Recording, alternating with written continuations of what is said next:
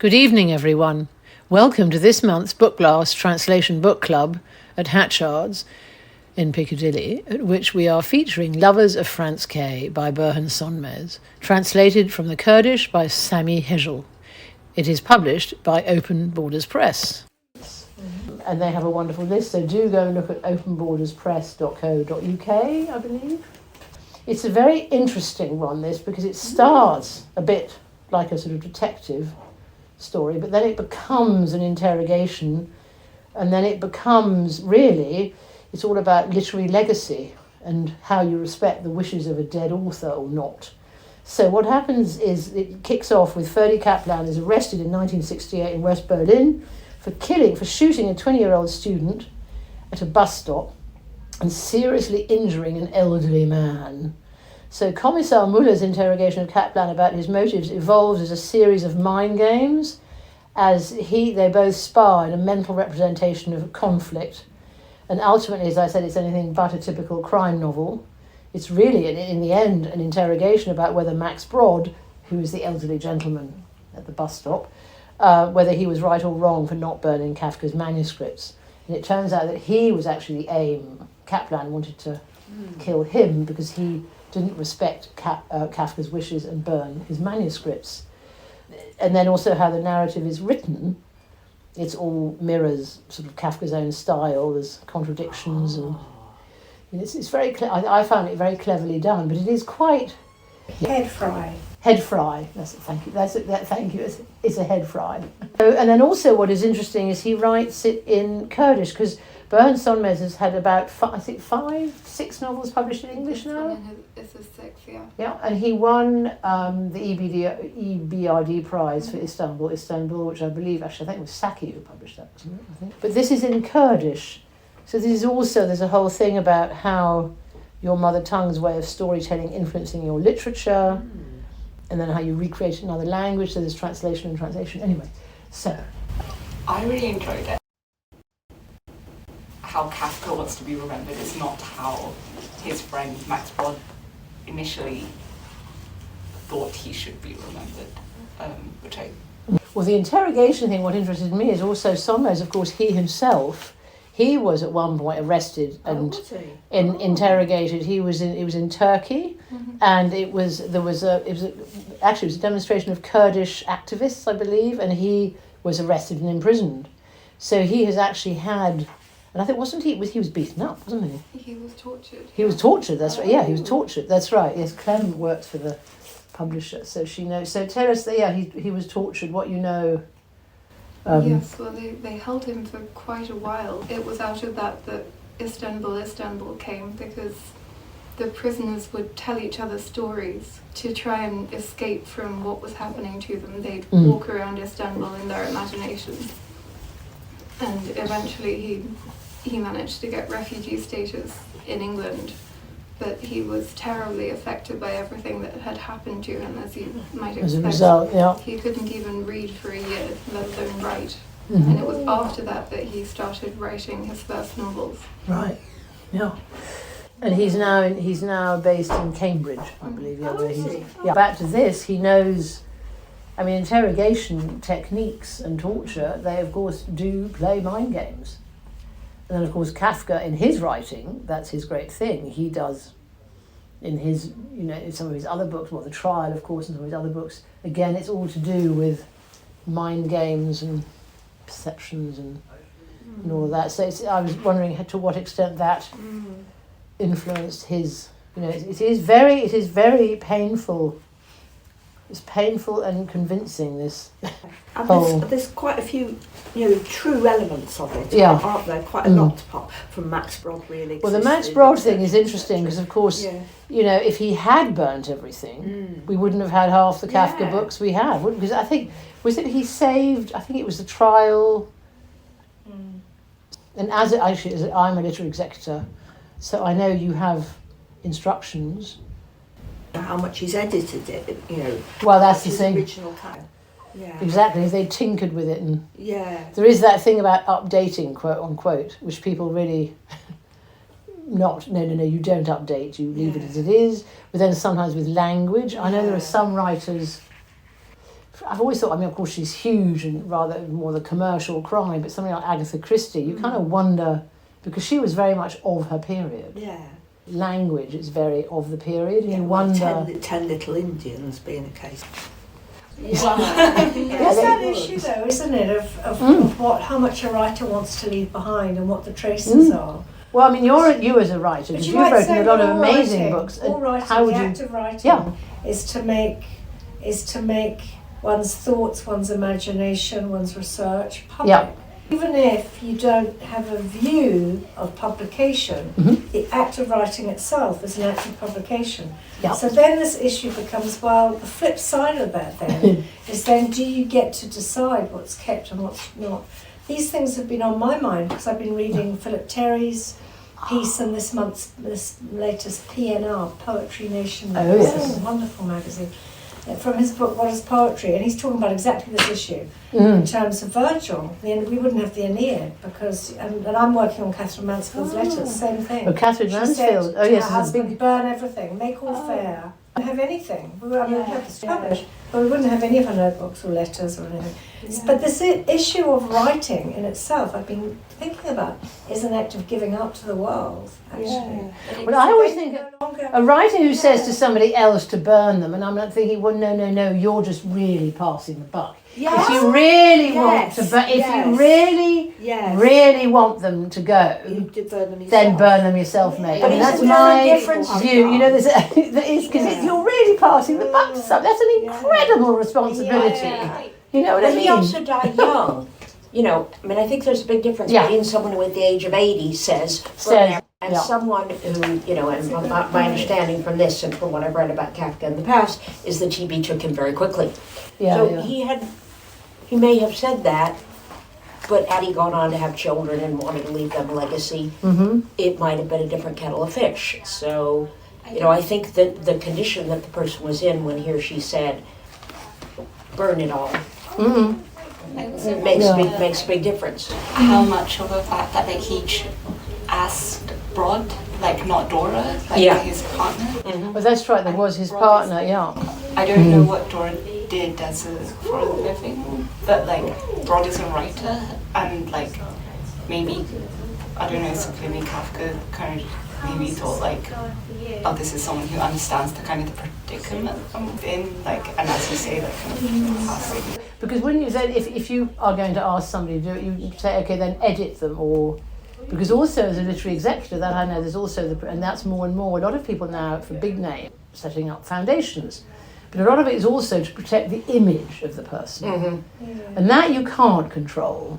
How people perceive writers and artists and things, you can't really control that, because I know that from my godmother. Her husband of 18 years is absolutely huge in France, and I've been and sometimes done talks and things, and I realise people, they project all over the writer, dare I say. The writer's dead and fine. Yeah. But fine, not fine. But what I mean isn't that they become an icon and don't shoot the icons, you know. But there's also, they project and you think, what on earth has this got to do with the writer?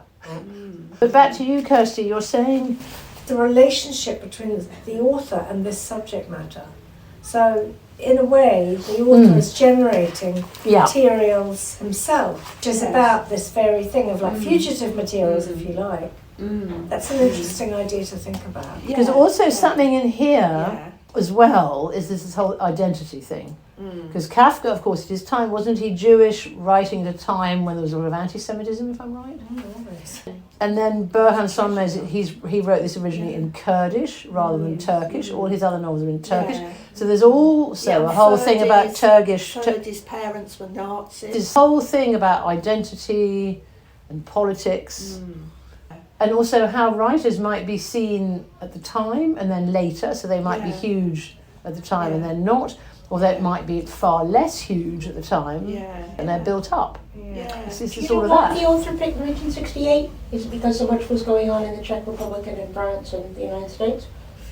Do you know, Claire? The student protests in France and across Europe. 68 was huge. Yeah. Okay, no. That's right. I'm fully aware of that, but that's I know specifically why he picked that point. I think so, And also because Max Brod was alive and died, if you know what I mean. Yeah. Because if he was writing about Max Brod, and he couldn't have done it. What was the point after Brod? Yeah, exactly. Yeah, but I mean, there's quite a lot of elements of, they mentioned UG Deutschke and other student, people that are at that, sort of real aspects of it, don't they? Yes, he weaves in, and then there's some but then there's also this thing about the police and their violence. The thing about Burhan in Kurdish is that he learned it as an oral language because it's suppressed in Turkey. Right. So he read his first book in Kurdish at the age of about 40, I think. Wow. And he had trouble reading it because he'd never seen it written out before. And it's interesting in that Max Brod is instrumental in his, he wants to die, and he sets it up really in a really elaborate way, doesn't he, by writing these articles when he's in Tel Aviv and sending it to this magazine. So he's sort of got a death wish. Sort of a literary suicide by Kafka fan. Yeah. He doesn't get killed. Yeah. And then there's the twist where his executors don't do what he wanted either. I wonder how often executors fully do what the person wants or not. I wonder. It's always rather a moot point. I mean, what happens if a major writer dies to all their Facebook and social media stuff, if they're on social media, or what happens to their emails? I mean, you're very young now, but I'm saying because you're a writer. That very thing. But helped my university in Scotland achieve the Canongate archive, which was a big thing for the university, and I don't think actually they have. And which university is it? University of Dundee. Oh, University of Dundee. This is a long time ago. And I remember exactly that. And I remember there's this chilling phrase that's used, harvest the emails. Oh. But then that's also selection. But I found that very creepy. That's very creepy. In a way that just having letters and then making decisions about them wasn't quite the same. Yeah. Yes, because letters, people are actually, there were some very entertaining letters, I must admit, between Leslie Blanche and Nancy Mitford. Absolutely hysterical. No, the problem with letters is you want to see, if possible, to see both sides of the correspondence, and you don't always.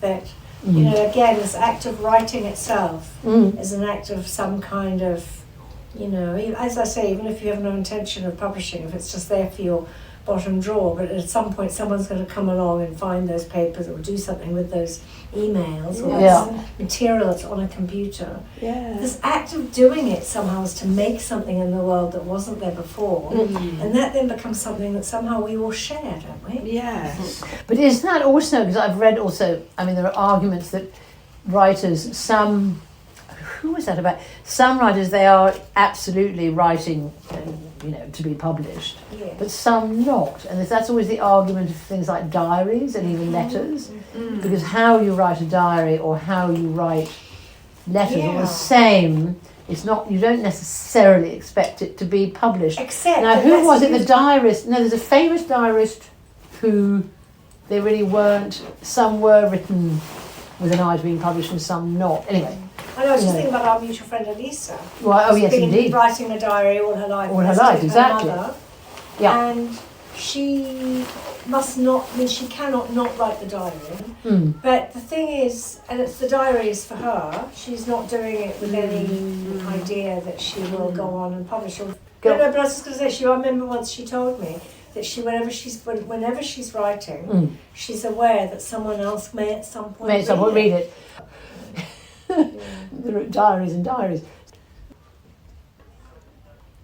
Here we are. His will was like that of a lover who goes away saying, "Forget me," and yet has no desire ever to be forgotten. Yeah. You see, that was beautiful. That was a beautiful line. That is the thing. That what we were saying. Do you really? That's why you pass the buck. So if you really, you would actually burn it. But maybe if you. Yeah. And I've known other writers have. I know that the mother of a friend of mine, the mother before she died, did actually destroy a lot of private papers. The manuscript's fine, you leave the manuscripts, but a lot of private papers were destroyed. And you think, but she was part of all that Bloomsbury group. She wasn't actually, but she was associated with them So maybe there were things there were probably affairs and things alluded to in letters that she didn't want to. I don't know.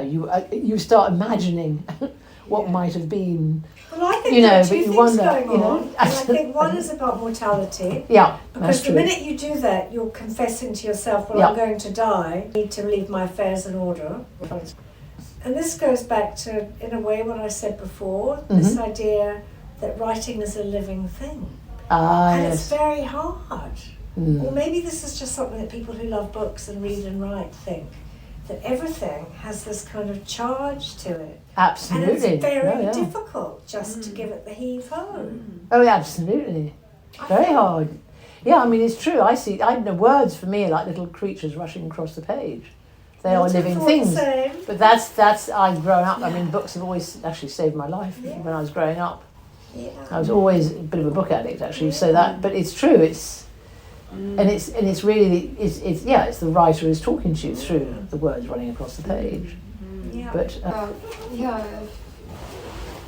it would be like cutting off a finger. If you had to burn your own work, it would be gone and you could never get it back, and you've lost part of yourself. Yeah. And it's an acknowledgement that somehow you are in control of that, but you don't ever want to acknowledge, because to acknowledge that would be to kill the freedom that the writer feels that she can do anything she wants. Yeah. And if you ask somebody to burn them just before you die, you don't know whether they're going to burn them or not. No. In a way, it doesn't matter because you're dead, but on the other hand, you know, you haven't got you. It is always quite a cruel thing. And I find it hard to imagine that the literary executor would just go, sure, fine. Sure, okay, I'll set it on fire. Because obviously today we're not burning paper. It's about what's on a hard drive. It was emails, you say harvesting. To say, because again, it sort of depends on the circumstances that the person was in when they wrote that part of their will. That's true. Were they compos mentis? Were they very ill? Or were they 50 and in perfectly fine health? But I can't imagine someone just saying, fine, she wanted us to destroy all the hard drives, all of the manuscripts that have been sent to anybody, to get rid of them. Yeah. That brings us to the end of this episode of the Bookblast podcast, recorded live at our book club at Hatchards Piccadilly. Today we discussed Lovers of Franz K by Burhan Sönmez, translated by Sami Hejel and published by Open Borders Press. You can find the Bookblast podcast online at SoundCloud, Spotify, Apple Podcasts and YouTube.